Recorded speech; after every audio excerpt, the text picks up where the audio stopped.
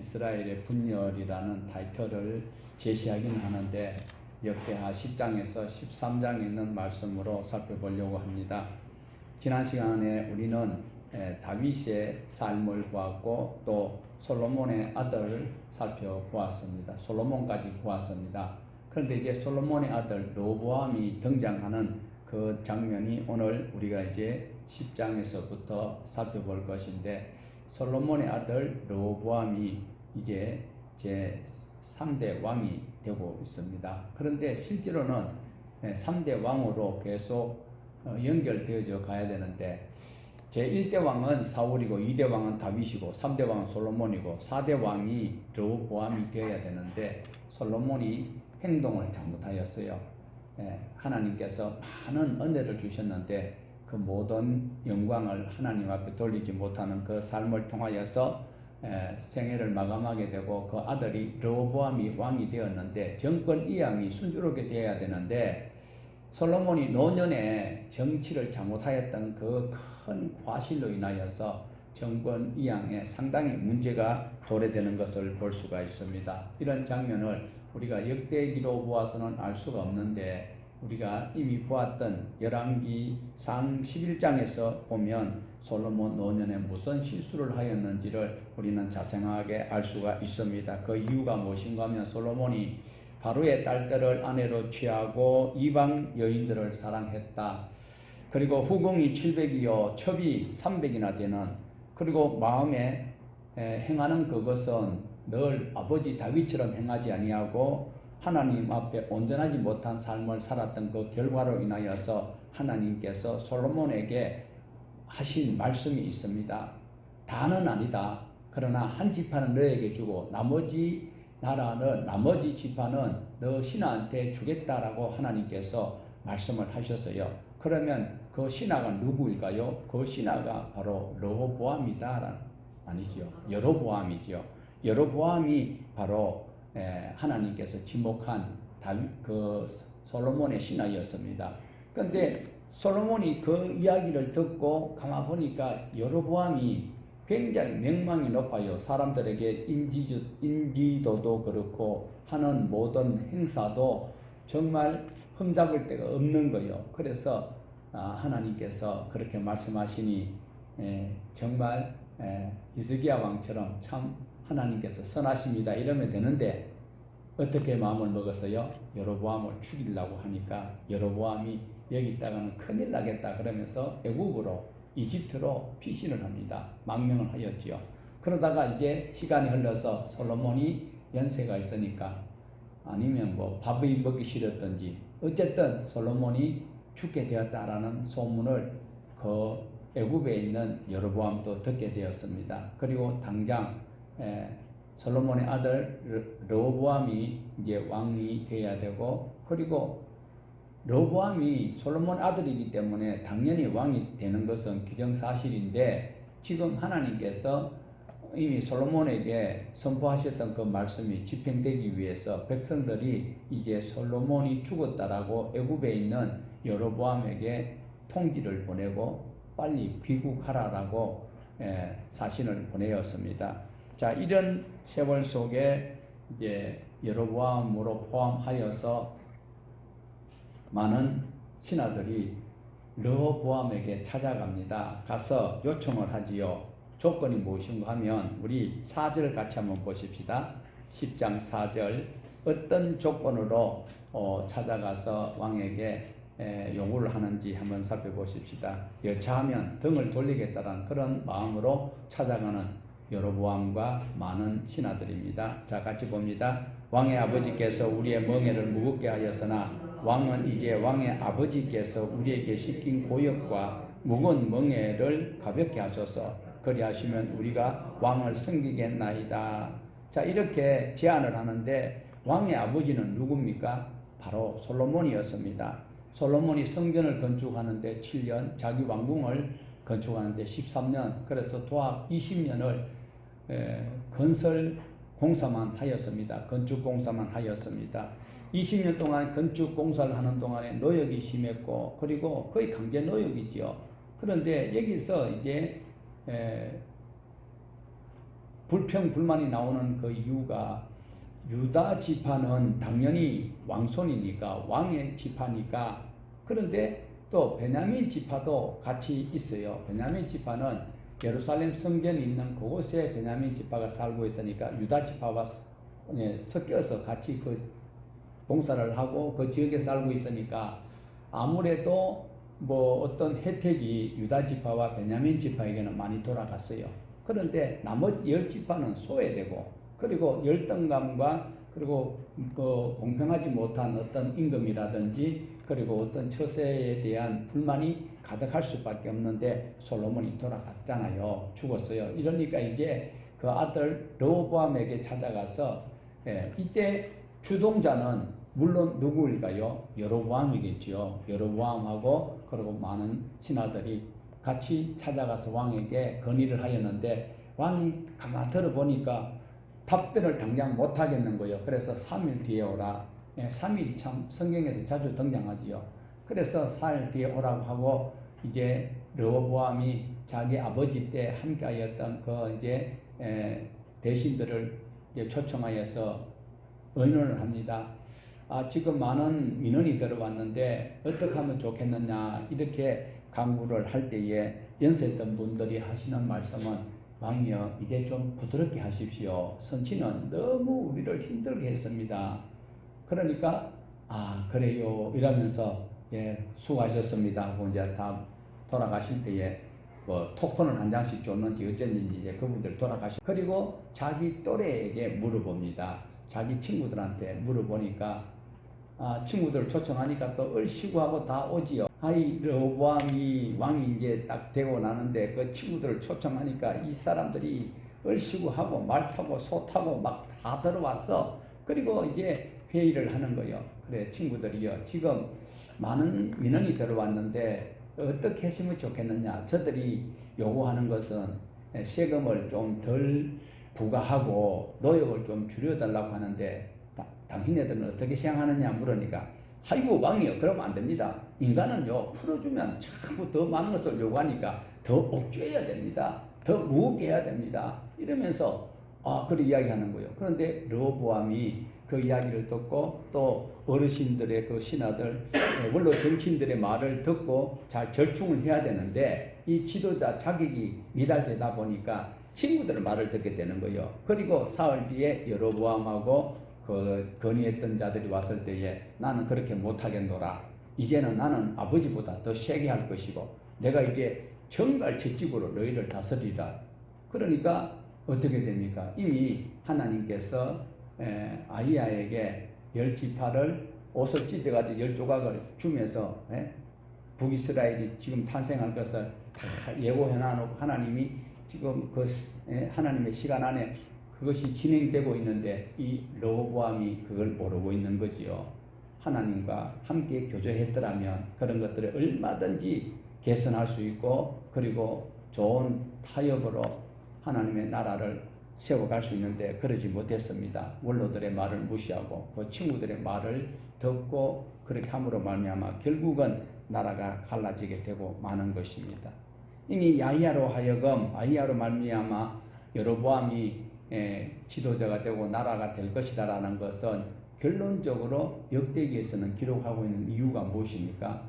역대기는 이미 과거의 일을 기록하고 있어요. 바벨론의 포로로 끌려갔던 그 후손들이 지금 다시 돌아와서 하나님의 나라를 지금 재건하는 그 과정에 있기 때문에 과거에 열왕기 시대 때 여러 왕들이 살았던 그 시대에 이런 일이 있었다라는 것을 이미 기록을 해놓고 있는 거예요. 그러니까 솔로몬이 잘못했기 때문에 그 아들 때에 이런 혼란이 올 수 있다. 그런데 그 혼란을 막을 수도 있는데 미연에 방지할 수 있는데도 그가 하나님 앞에 묻지도 아니하고 기도도 아니하고 그리고 말씀대로 살지도 아니하니까 결국은 나라가 갈라질 수밖에 없었다라는 것이 바벨론의 포로 갔다가 돌아온 이 역대기를 기록한 분이 에스라라고 많은 학자들이 주장하는데 에스라 선생님이 2차 귀환 때 오셔가지고 그걸 다시 독려하면서 기록을 했기 때문에 이 말씀이 틀림이 없다라는 겁니다.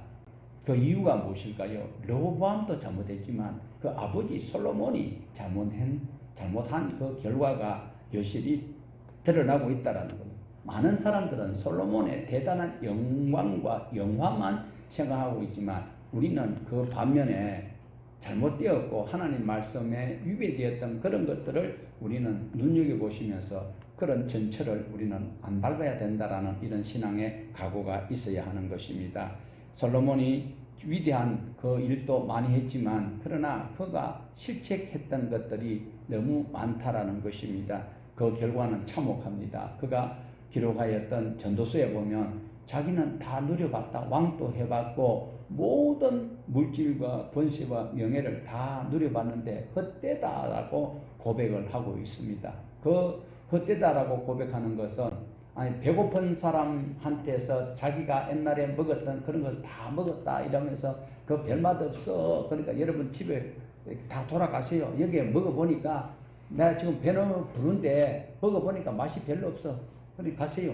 그럼 배고픈 사람한테 배부른 자기가 이야기하는 것이 들려질까요? 적용이 될까요? 솔로몬이 지금 다 해봤어. 그런데 다 헛되더라. 헛되고 헛되도다. 그렇게 이야기하는 것이 우리에게는 위안이 안 된다라는 거예요. 자, 보세요.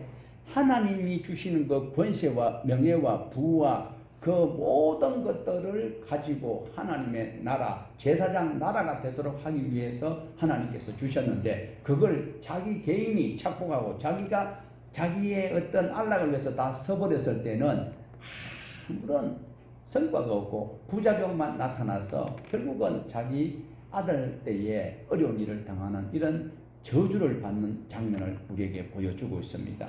솔로몬을 통하여서 하나님은 계획하시는 바가 제사장 나라가 되기를 원하셨어요. 세계 각국에서 이미 다윗 때에 여러 나라들을 다 평등을 다 시켜놔서 이제 그 아들 때에 정말 전쟁이 없는 그 시대에 세계 각국으로부터 오는 그 사신들에게 하나님 섬겨서 이런 복을 받았다라고 복음을 땅 끝까지 증거해야 되는 제사장 나라가 되어야 되는데 제사장 나라가 되기는커녕 나라가 둘로 쪼개지는 이런 희극이 발생하고 말았습니다.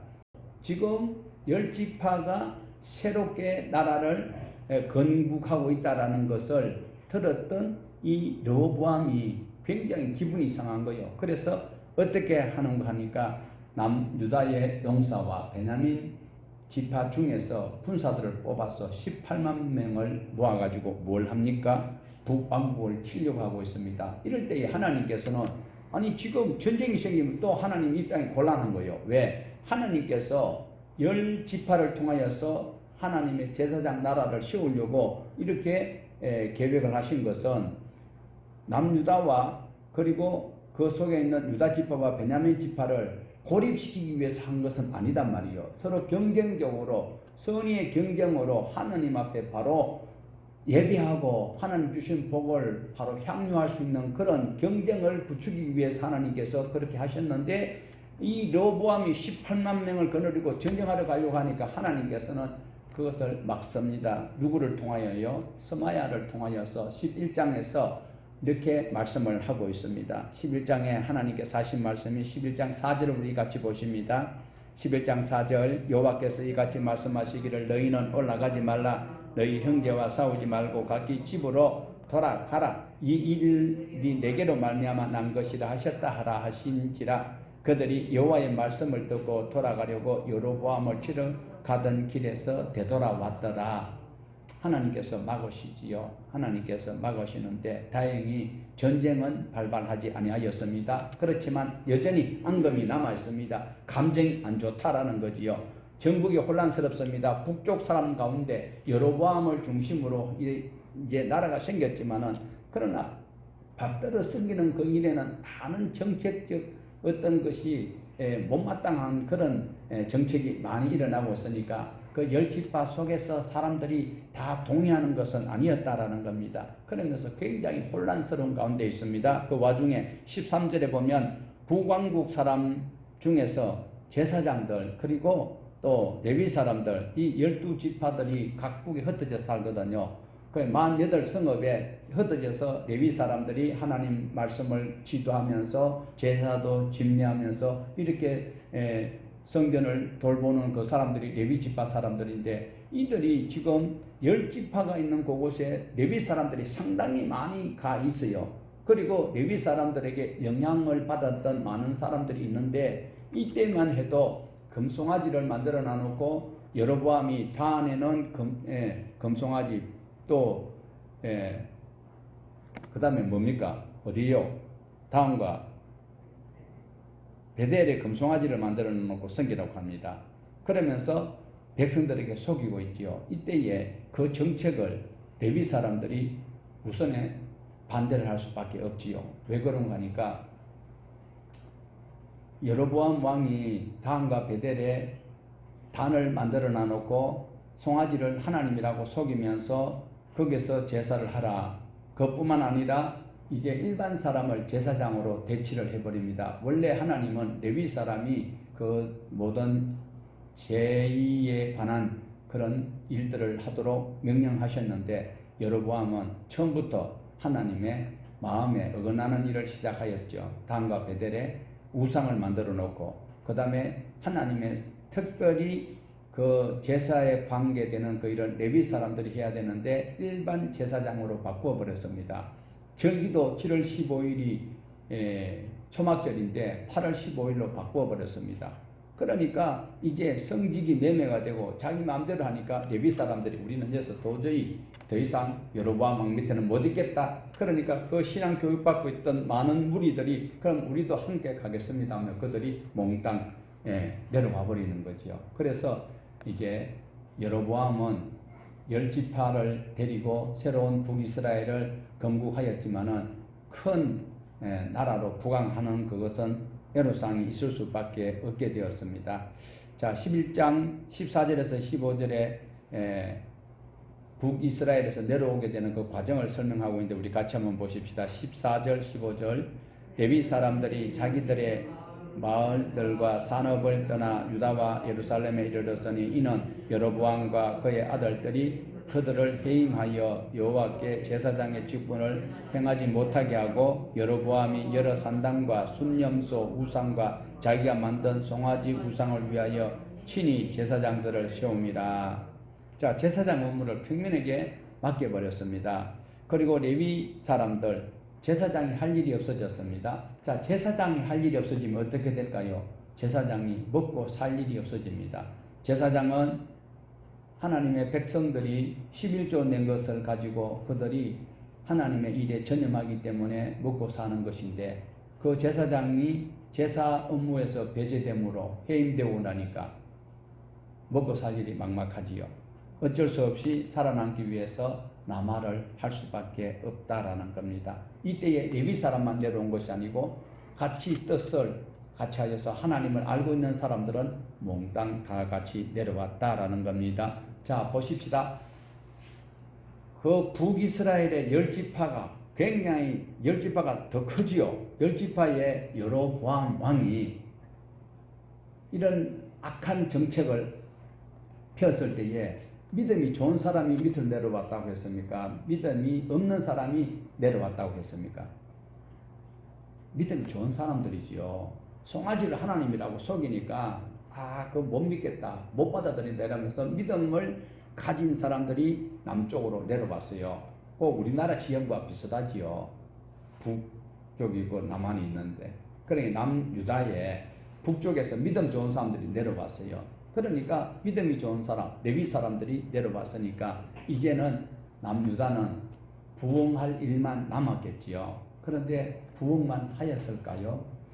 아무리 믿음 좋은 사람이 있다 할지라도요, 지도자가 잘못 세워지면 그 공동체가 바로 설 수가 없다라는 것을 우리에게 보여주고 있습니다. 북쪽에서 더 이상 하나님을 섬길 수 없고 그리고 신앙의 자유가 있는 남쪽 유다 예루살렘에 가야만 자기가 살겠다고 내려온 그분들이 하나님 앞에 신실되게 살려고 하는데도 지도자가 바로 서 있지 아니하니까 르호보암은 하나님이 은혜를 주시고 복을 주시고 나라가 부강한 나라가 되는 데는 한계가 있는 것을 보여주고 있습니다. 그렇지만 레위 사람들이 모두 예루살렘 남쪽으로 내려갔을 때에 북이스라엘의 초대왕 여로보암 자기가 하지 말았어야 되는 그 일을 통하여서 이런 일이 생겼을 때 그때라도 돌이켜서 해야 되는데 여로보암은 자기 행위에 전혀 반성이 없고 그리고 자기의 어떤 고집을 계속 유지를 하고 있는 장면을 볼 수가 있습니다. 자, 이럴 때에 하나님께서 보고만 계셨을까요? 하나님께서 가만히 계셨을까요? 여로보암이 왕이 될 것이다 라고 이미 솔로몬 왕 때에 하나님께서 복을 주셔서요. 그리고 솔로몬이 열을 받아서 죽이겠다고 하였고 여로보암은 그런 혜택 가운데서 솔로몬이 죽고 돌아와서 이렇게 10지파를 다스릴 수 있는 이런 권세를 받았음에도 불구하고 그는 바로 이런 악한 일을 하였는데 역대기를 통하여서는 우리가 알 방법이 없습니다. 10지파를 어떻게 해서 받게 되었고 2지파 가진 남유다는 어떻게 되었는가 이것을 열왕기를 통하여서 우리는 알 수가 있습니다. 이렇게 갈라질 수밖에 없는 그 상황은 열왕기상 11장에 솔로몬이 바알 딸들을 자기 아내로 삼고 처첩을 많이 두고 하나님이 싫어하는 그런 우상을 세우고 각 곳에 푸른 나무가 있는 곳마다 산당을 그리고 종교 우상 박람회를 개최하는 이런 일을 하기 때문에 그렇다라는 거예요. 자, 이랬을 때에 하나님께서는 여로보암에게 비전을 주는데 얼마나 귀한 복의 말씀을 주시는지 얼른 읽으면 다윗에게 언약하셨던 그 약속대로 들려지는 말씀입니다. 자, 앞에 화면을 한번 보시면 자, 한번 읽어보실까요? 내가 만일 내가 명령한 모든 일에 순종하고 내 길로 행하며 내 눈에 합당한 일을 하며 내 종 다윗의 행함같이 내 율례와 명령을 지키면 내가 너와 함께해서 내가 다윗을 위하여 세운 것 같이 너를 위하여 견고한 집을 세우고 이스라엘을 내게 주리라. 자, 제가 다시 해석해서 읽을게요. 여로보암아, 만일 내가 명령한 모든 일에 순종하고 내 길로 행하며 내 눈에 합당한 일을 하며 내 종 다윗이 행함같이 내 율례와 명령을 지키면 내가 여로보암과 함께 있어 내가 다윗을 위하여 세운 것 같이 여로보암을 위하여 견고한 집을 세우고 이스라엘을 여로보암에게 주리라. 다윗에게 하셨던 언약과 동일한 언약을 여로보암에게 주셨어요. 그런데 여로보암이 이 말씀에 지금 반하는 일을 하였잖아요. 내 율례와 명령을 지켰습니까? 안 지켰습니다. 자, 그렇다면 오늘 여로보암에게만 이 말씀을 주셨을까요? 하나님께서는 오늘 또 누구라도 하나님의 명령과 규례를 지키면 다윗에게 내렸던 그 집을 여로보암에게 약속했던 약속을 우리에게도 주신다라는 겁니다. 조건이지요. 안 지키면 허탕이에요. 오늘도 저와 여러분은 교회 와서 왔다 갔다 하는 것으로 할렐루야, 나는 오늘 또 구원의 한 발자국 더 가까이 갔습니다. 안도해서는 안 돼요. 하나님의 율례와 규례를 내가 지켰는가? 내가 합당한 삶을 살고 있는가? 자기 자신이 어디에 서 있는지를, 내가 어디에 디디고 있는지, 하나님의 언약에 지어준 그 지역 안에 살고 있는지를 살펴보아야 되는 거죠. 자기 행위는 자기 욕심에 걸려 살고 있으면서도 하나님께서 내게 이런 복을 주실 것이다 라고 착각하고 있으면 안 된다. 여로보암에게 이렇게 다윗에게 언약하시던 언약을 주셨는데도 여로보암은 지금 나쁜 짓을 하고 있습니다. 그러면 오늘 저와 여러분도 하나님이 주시는 생명과 평강의 복을 누리기 위해서는 다윗이 행함같이 하나님의 율례와 명령을 지킬 수 있는 우리 모두가 되셔야 합니다. 그렇지만 여로보암이 왕이 되자마자 하나님을 떠나버렸습니다. 여로보암은 보이지 않는 하나님보다도 보이는 백성들에게 자기의 안위를 챙기려고 하다가 결국은 가지고 있는 모든 것을 빼앗기게 되는 안타까운 일이 생기고 있습니다. 자, 그뿐만 아니라 자기가 왕권을 지키기 위해서 자기 백성들이 예루살렘에 제사를 갔다가 혹시 거기서 반란이라도 도모하면 자기의 어떤 왕권이 빼앗길 수도 있다. 이런 두려움이 그를 급습하였겠죠. 그러니까 최북단의 단에다가 금송아지를, 최남단의 베델에다가 금송아지를 만들어 놔놓고 하나님을 섬기라고 할 때에 많은 믿음의 사람들이 떠나가 버렸다라는 겁니다. 초대왕 느바세 아들 여로보암은 북이스라엘의 여호와 하나님을 완전히 떠나도록 만들어 버렸습니다. 가장 안타까운 것은 여로보암이 북이스라엘의 초대 왕입니다. 그리고 19번째 마지막 왕이 호시아 왕입니다. 주전 930년에서 시작하여서 주전 722년에 호시아 왕 때 나라가 망하게 되는데 역사가 208년입니다. 200년 가까운 나라가 지속되는 가운데 왕이 19명이나 바뀌었습니다. 그렇다면 평균 11년도 채 못 채웠어요. 10년 9개월. 208년 동안에 왕이 19명이 11년 9개월, 10년 9개월, 약 11년씩밖에 못했습니다. 그러면 19명의 왕이 있는데 208년 동안에 쿠데타가 8번이나 일어났습니다. 쿠데타가 8번 일어났다면 한 왕조가 평균 25년경밖에 안 됩니다. 이시조선이 몇 년간 통치했는지 아세요? 우리나라에. 이시조선은요 1392년에 시작해서 1910년까지 518년간 이시조선이 왕조가, 조선 왕조가. 그런데 북이스라엘에는 왕조가 8번 바뀌었는데 25년밖에 안 된다라는 거예요. 왜 그럴까요? 정권이 바뀌면 피비린내 납니다. 지금도 보세요. 정권이 바뀌니까 지금 온갖 보복이다, 온갖 소리 다 나는데 이 당시에는 더한 거지요. 정권이 그냥 조용하게 투표로 이렇게 바뀌어도 지금 막 혼란스럽고 보복이다 이런 소리가 나오는데 지금 여기는요 쿠데타가 전직 왕을 죽여버리고 새롭게 왕이 되다 보니까 그러면 그 왕족들이나 거기에 있었던 첩권들은 줄줄이 다 줄초상이 나는 거예요. 피비린내가 나는 이런 비참한 역사가 왕조가 25년을 유지하기 힘들었던 북이스라엘이었다. 왜 그럴까요? 바로 하나님의 말씀대로 살지 못하면 하나님께서 다윗에게 언약하셨던 것처럼 동일한 이런 복을 여로보암에게 주시겠다고 했는데 이런 복을 걷어차버리니까 왕이라고 세워지는 사람이 11년도 제대로 못하고 거의 다가 맞아 죽고 칼에 찔려 죽고 이렇게 비참한 결과가 나타나고 있습니다. 하나님께서는 이런 일들을 바라고 계셨을까요? 솔로몬이 죄를 지어서 지금 너무 하나님의 가슴을 아프게 하니까 하나님은 여로보암을 통하여서 하나님의 나라를 세워가기를 원하시고 계셔서 여로보암에게 10지파를 주어서 하나님께서 이런 모든 은혜를 공급해 주시겠다고 하였습니다. 그런데 여로보암이 하나님의 언약을 배신하고 말았습니다. 그래서 하나님은 아무리 큰 뜻이 있어도 사람이 잘못 계획하고 또 불순종해버리면 하나님의 뜻이 거절되는 이런 장면을 여기서 볼 수가 있습니다. 이런 자세한 사실은 열왕기서에 있고 역대서에는 없다. 역대서에서는 왜 없을까요? 역대기에서는 지금 나라를 새로 재건해야 되기 때문에 잘못된 것 가지고 세월 허비하지 말고 잘하는 것만 가지고 이렇게 이제 새롭게 나라를 건국하는 그 일에 에너지로 삼자라는 거예요. 이렇게 해서 이제 북이스라엘이라는 단어는 여기서 빠지게 되는 것입니다. 이제 남왕국 다윗의 후손으로 이제 남은 장 계속 연결될 것입니다. 여기서 중요한 것은 이제 모든 관심은 남왕국에 있습니다.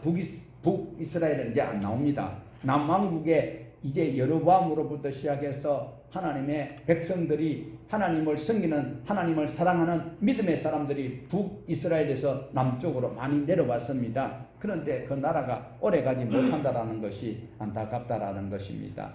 왜 그런가 하니까 아무리 믿음이 좋은 사람이 많다 할지라도 교회 성도들은 열심히 내는데 목사가 아이고 만사 귀찮소 그냥 우리 예수 믿고 천국 갑시다 이러면 교회가 침체될 수밖에 없다라는 거죠. 자, 우리 이래서 11장 17절을 한번 보십시다. 역대하 11장 17절.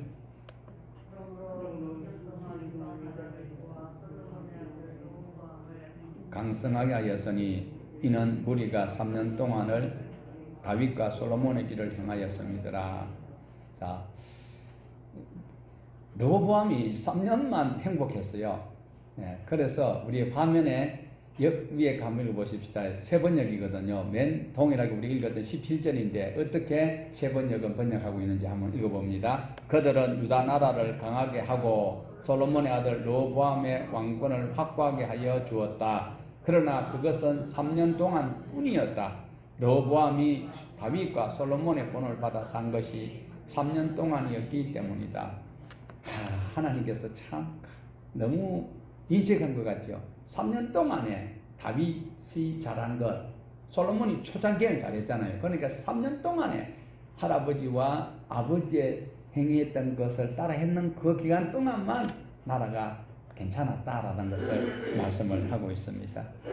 자, 그러지 못한 이유가 뭐라고요? 바로 르호보암이 다윗과 솔로몬이 하나님의 신실한 뜻대로 살아갔던 그것만 끝까지 지켜야 되는데 그러지 못한 것 때문에 그렇습니다. 자, 12장 1절을 같이 우리 읽어봅니다. 12장 1절.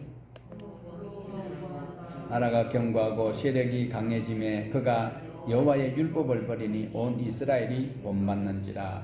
자, 르호보암이 나라가 견고해지고 세력이 세어지니까 그가 여호와 율법을 버려버렸다고 합니다. 왕이 여호와의 율법을 버리니까 하나님의 법과 하나님의 통치를 저버리니까 백성들이 왕이 하는 대로 따라하는 거예요. 그러니까 지도자가 하는 대로 따라하는 그런 것을 볼 수가 있습니다.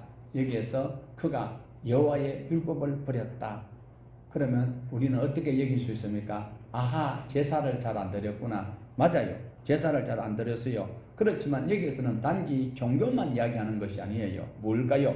율법을 버렸다라는 것은 삶이 하나님께서 모두가 다 함께 살 수 있는 그 이웃사랑의 법이 없어져 버린 거예요. 하나님에 대한 법은 웬만한 사람들이 지키려고 하는데요. 지금 교회들이 그래요. 하나님과 자기의 신앙관을 재수시면 붙들라고 해요. 하나님하고 원수 져가지고 덕된다고 생각하는 사람 있어요? 이 자리에 혹시 계세요? 하나님하고 척질려는 사람은 거의 없어. 그런데 하나님께서는 하나님을 사랑하고 이웃을 뭐같이? 말은 잘하는데 내 몸같이 사랑. 여호와의 율법을 우리가 지켜 행하기를 즐거워해야 합니다. 하나님의 말씀을 따라 통치를 하지 않았다라는 그것은 바로 공의와 정의가 땅에 떨어졌다라는 거예요. 자기가 하면 뭐요? 로맨스고 남이 하면 불륜이고. 예. 왕이 하나님의 말씀인 공의와 정의가 땅에 떨어졌다. 왕이 하나님 말씀 따라 살지 않으니까 백성들도 자기 유리한 것만 하는 것이지 않아요. 편리한 것만 하려고. 그게 없어요. 지금 왕이 바로 안 사니까 바로 백성들이 자기 필요한 것들 부동산 투기하면 안 되는데 지금도 부동산 투기 뭐 얼마나 그리고 주식에 막 매몰돼 가지고 잠을 못 자는 사람들도 많이 있습니다.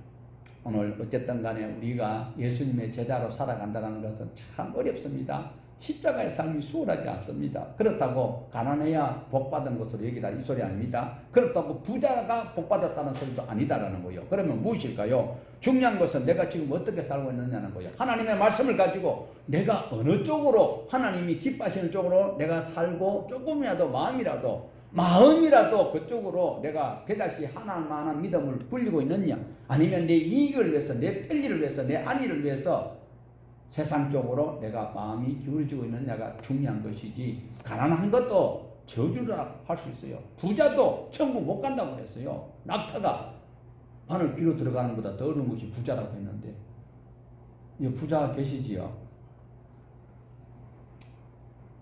내가 순간순간 하나님을 생각하고 하나님의 마음을 따라, 주님의 마음을 따라 살아갈 의지가 있느냐 없느냐, 그것이 중요한 것입니다. 재산이 많고 적고, 재산이 많은 것이 한계가 어디 있습니까? 얼마가 부자입니까? 하나님의 나라 기준은 그건 없어요. 하나님께서 기뻐하시는 말씀 안에서 내가 바로 순종하고 살아갈 때에 돈을 버려야 될 이유도 있고, 또 사용처도 선한 열매가 맺힐 수 있다는 것을 우리는 기억을 해야 합니다. 하나님의 법이 무시되면, 하나님의 말씀이 우리 마음에서 멀어지면 우리는 순식간에 사탄의 밥이 되고 사탄의 앞잡이가 될 수밖에 없다라는 거예요. 특별히 오늘 르호보암이 하나님의 말씀대로 순종했던 다윗을, 그리고 솔로몬을 3년만 섬겼기 때문에 3년 동안에만 호강을 누렸던 것을 보여주고 있습니다. 그렇지만 자기 선왕들이 했던 것처럼 하나님의 율법과 공의와 정의를 위해서 바로 통치하지 못하여서 그들이 이런 어려운 일들이 후손에게 전가되고 있다는 사실입니다. 자, 이렇게 하면 르호보암은 어차피 왕이 되었기 때문에 왕이 배고플 일은 없잖아요. 흉년 지고 홍수가 나오고 먹을 것이 없으면 왕이 배고라서 죽었다는 것이 있어요? 동서고금을 막론하고 없어요. 자, 이렇게 왕은 등 따시고 배불러요. 자기 마음대로 하나님 말씀도 어기고 이랬을 때에 하나님께서 가만히 계시지 않는다라는 거예요. 이제 이집트 왕 시삭을 통하여서 예루살렘을 치려고 하고 있습니다. 선지자 스마야는 내가 하나님의 법을 어겼기 때문에 나도 너를 버리겠다 이러면서 애굽에게 예루살렘을 칠 수 있는 모든 조건들을 하나님이 허락하시는 장면을 볼 수 있습니다. 이때 되니까 이제는 왕과 그 지도자들이 이제 거의 울고 앉았어요. 하나님의 주신 기회를 우리는 선용해야 돼요. 놓치면 안 돼요. 자, 12장 12절 보십시다. 르호보암이 스스로 겸비하고 유다의 선한 일도 있으므로 여호와께서 너를 돌이키사 다 멸하지 아니하셨더라. 자, 지금 10절에서 11절까지 쭉 보면 이제 시삭을 통하여서 예루살렘을 혼줄 나도록 만드신다고 했는데, 그런데 다행스럽게 르호보암이 다시 스스로 무릎을 꿇고 벼옷을 입고 또 하나님 한번 살려주세요 이렇게 하니까 하나님께서 뜻을 돌이키셨다라는 거예요. 많은 부분이 깨어져 있지만은 멸하지는 몽땅 다 없애버리지는 아니하시는 하나님이십니다. 르호보암이 스스로 겸비할 때에 하나님께서는 이걸 어찌 하다가도 또 용서해 주시는 하나님. 베드로보다도 하나님이 더 용서를 많이 하실까요? 베드로는 7번 용서해 주면 되겠습니까? 라고 했는데 우리 성자 하나님 뭐라 그랬어요? 70번씩 7번이라도 용서하라고 하신 하나님이십니다. 이 르호보암이 그런 못된 짓을 하고 있을 때에도 하나님께서 시삭을 통하여서 버르장머리를 고치다가도 잘못했다고 돌이킬 때에 하나님께서는 다는 멸하지 아니하시더라. 하나님께 돌아왔기 때문에 그렇습니다. 자, 14절 보십시다. 르호보암이 악을 행하였으니 이는 그가 여호와를 구하는 마음을 굳게 하지 아니함이었더라. 자, 아까 성경 공부할 때도 마음이 굳어지면 안 된다고 했는데 르호보암이 악한 일을 했다고 하지요. 그 이유가 무엇입니까? 여호와를 구하는 마음을 굳게 하지 아니했다. 주님의 뜻을 찾는 그 일에 우리 마음이 무뎌지면은 응급기가 날 수 있고, 곡식이 자라지 못하는 딱딱한 돌작업 밭에는 쓸모없는 잡초만 자라날 뿐입니다. 우리는 이미 타락한 우리 본성이 있습니다. 타락한 인간이 스스로 선한 삶을 살 수 없기 때문에 끊임없이 하나님을 찾아가야 되고 하나님의 말씀으로 자신을 비춰보아야 되고 말씀의 거울로 자기 자신을 살펴보아야 하는 것입니다. 끊임없이 주님을 찾아야 되고 주님의 은혜를 구할 때에 속에 계신 성령님께서 감동감화 한없는 탄식으로 강구해 주신 은혜가 우리에게 있다라는 거예요. 그래서 하나님 앞에 물어보셔야지요. 하나님, 오늘 예배에 가야 될까요? 말아야 될까요? 그거 묻는 사람은 정신이 이상한 사람이 아닐 수 없습니다. 자, 우리가 여기서 끊임없이 하나님의 뜻을 찾고 묻는 것이 어떤 것일까요? 자, 지금 시삭이 와서 완전히 나라를 망하게 할 수도 있는데 하나님께서 그를 살려준 것은 하나님을 도로 찾았을 때 그렇다라는 거예요. 하나님을 찾지 않고 자기 습관대로 자기 방식대로 신앙생활 하는 것 또한 아주 곤란합니다. 우리 믿음의 사람들이 그래요. 예배는 예배고 내 삶은 내 삶이다. 그거 참 어려워요. 단물과 선물을 함께 낼 수가 없고요. 주님과 벨리알이 같이 할 수가 없어요. 저와 여러분은 세례받을 때 다 이미 죽었어야 되는 거예요. 그러면 주님과 함께 연합되어서 새 사람이 돼야 되는데 옛 습관을 그대로 가지고 교회에서 자기 뜻을 펼치기 위해서 자기 정치를 하는 지금 정치인들처럼 살면 하나님께서는 기뻐하지 않는다라는 거예요. 그래서 우리는 하나님 앞에 자기 습관을 절제하기 위해서는 하나님 앞에 기도를 해야 합니다. 하나님은 내가 기도 안 해도 내 필요를 다 아십니다. 내가 무슨 짓을 하고 있는지 다 아십니다. 그러나 사랑하는 여러분, 내가 하나님 앞에 기도해야 된다는 그것은 하나님의 세월 안에 내가 살아가면서 하나님께서 나와 늘 함께 하십니다. 늘 나와 함께 하십니다. 그런데 내가 기도해야 된다는 것은 내가 하나님을 향하여서 주파수를 맞추고 하나님 앞에 내가 하나님과 눈을 맞추고 하나님의 말씀을 내가 더 경고하게 하기 위한 그것이 기도예요. 내가 입술로만 자발하고 건물이 자식들처럼 다오 한다고 그게 기도가 아니라 내가 기도한다라는 그것은 바로 하나님께로 내가 모든 것을 맞추는 그것을 기도의 시작이기 때문에 하나님께서는 다른 짓 하면서 애를 불렀는데 애가 막 엄한 짓 하고 이랬고, 아버지가 불러면 아버지를 보고 쫓아와야 되는데 옆집에 아저씨가 쫓아보고 이래 가다가 돌불에 걸려 넘어지고 이러면은 아버지 마음이 어때요? 상하겠죠. 아버지가 부르면 아버지를 보고 바로 쫓아오면 넘어질 일 거의 없어요.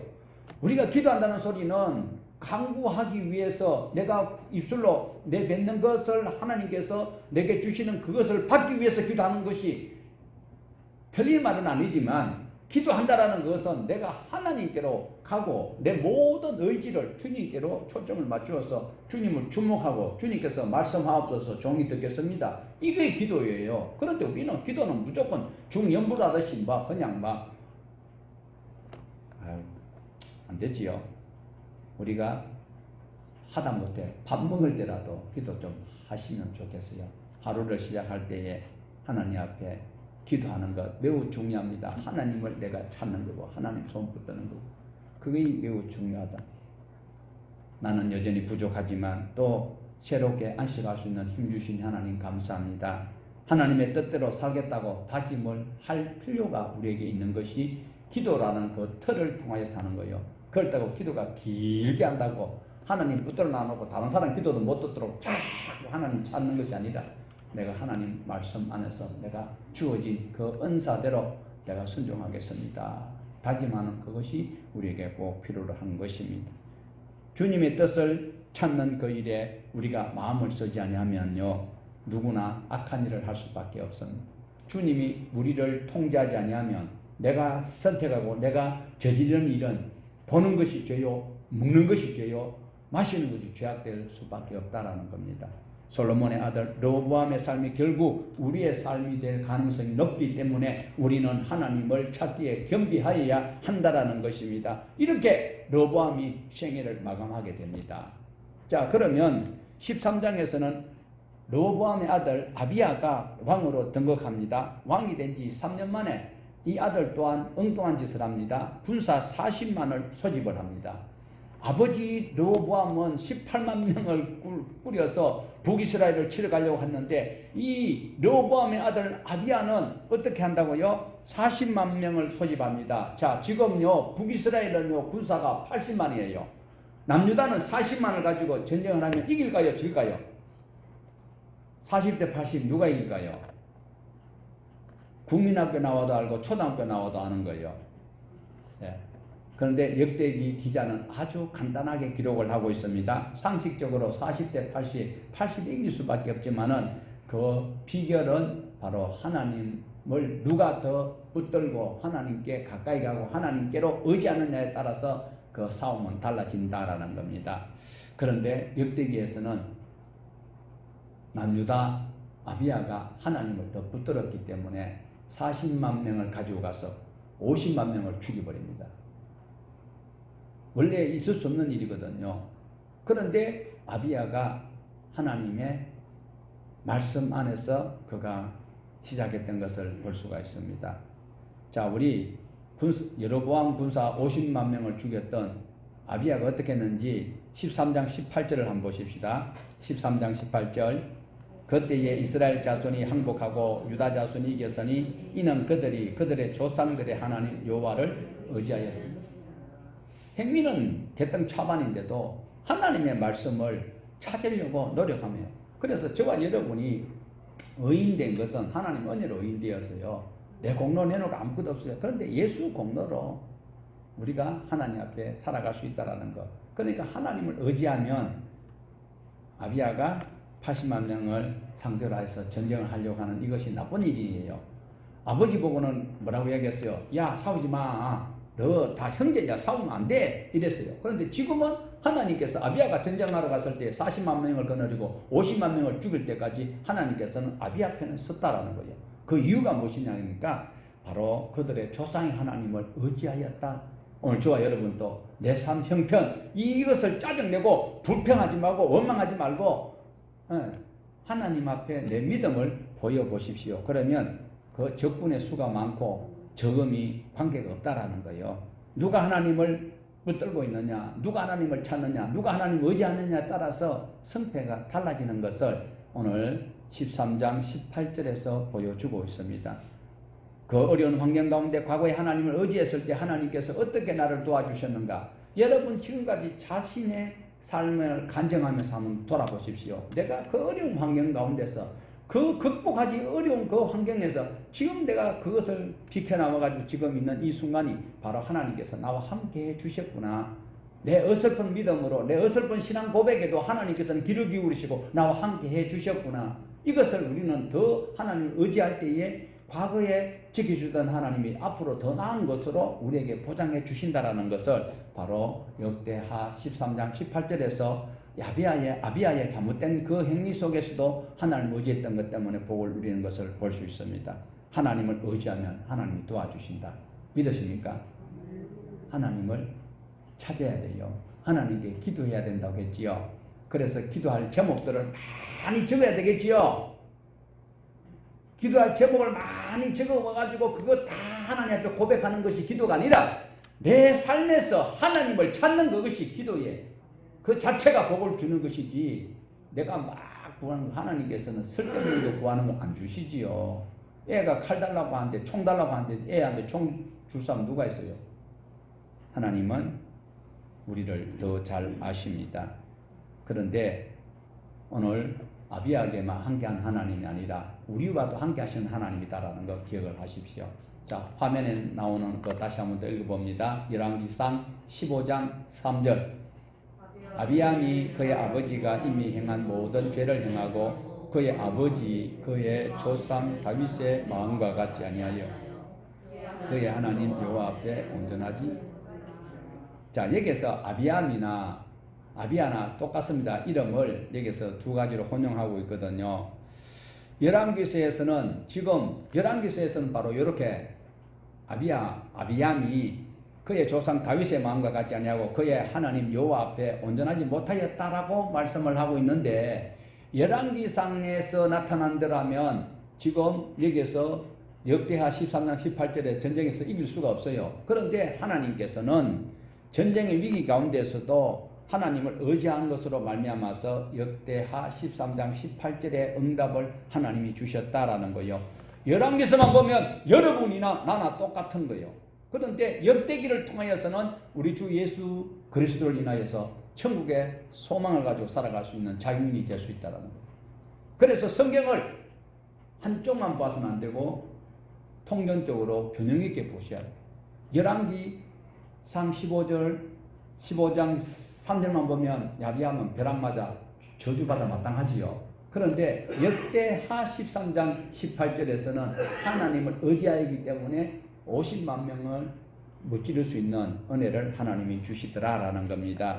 오늘 저와 여러분이 열왕기서에서 나타나는 야비함이 아니라 역대하에서 나타나는 아비야를 살아가는 우리 모두가 되셔야 합니다. 나는 부족할지라도 하나님을 의지하면 하나님께서 도와주신다는 믿음이 바로 말씀에 근거할 때에 나타난다라는 것입니다. 우리도 다윗과 같은 마음은 아니지만 위기 가운데 하나님을 의지하면 하나님께서 나를 징벌난다. 왜 그래 거짓말하고, 왜 그렇게 작정도 많이 하고, 왜 그렇게 약속도 많이 했냐. 나는 이제 다시는 너를 안 만나겠다. 이 소리 안 하시는 하나님이 우리 하나님이시다라는 거.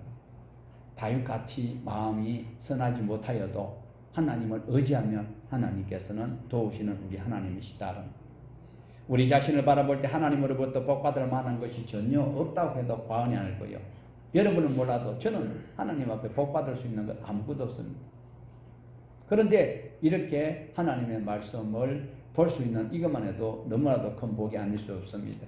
뿐만 아니라 수시로 하나님을 떠나 죄 가운데 우리 마음이 노출될 때가 얼마나 많이 있습니까? 그럴지라도 나는 하나님의 자녀입니다. 불효 막 심한 놈은 내 새끼 아닙니까? 내 자녀 아닙니까? 개망하는 짓하고 내 교도소 왔다 갔다 하고 막 청와대 가가지고 불 지른다 그러고 양산 가가지고 막 불 지른다 그러고 또 뭐 서초동 가가지고 뭐 지금 대통령 집 앞에서 막 깽 가르치고 막 그래 하는 거 그거 내 자식 아닙니까? 좀 불편한 관계지. 오늘 저와 여러분도 나는 하나님 앞에 복받을 만한 조건을 못 갖췄다 손치더라도 하나님은 여전히 나를 기억하시고 하나님의 자녀로 삼아 주신다라는 겁니다. 오늘 또 불효자로 살지만 자녀라는 사실이 변함없듯이 하나님의 백성된 저와 여러분은 하나님께서 오늘도 나와 함께 하시기에 하나님 말씀대로 살려고 내가 의지를 가지고 하나님을 찾으면 내 회개하는 마음은 소구름같이 느릴지라도 하나님의 응답은 독수리같이 빠르다라는 것을 믿으시고 우리도 하나님 앞에 요청하십시다. 주님, 내가 주님을 향하여 눈만 들어도 하나님께서는 내 필요를 아시고 공급해 주시는 하나님, 우리 하나님이십니다. 오늘도 우리 존재를 너무 미리 머리가 요새 너무 좋아요. 우리 성도들이요. 우리 동안계 성도들이 아니라 예수 그리스도를 믿는 성도들이 머리가 너무 비상해가지고 이미 자기가 하고 있는 일 그리고 그 결과까지 예단을 따고 답을 다 가지고 있어요. 그러면 하나님의 은혜를 받는데 제한이 있을 수 있어요. 그럴지라도 하나님께서는 나를 사랑하신다라는 것을 꼭 기억을 하시고 하나님의 말씀에 의지해서 하나님을 더 찾을 수 있고 하나님을 부를 수 있는 우리 모두가 되어 하나님의 나라 확장하는 일의 주인공 되기를 주님의 이름으로 축복합니다. 하나님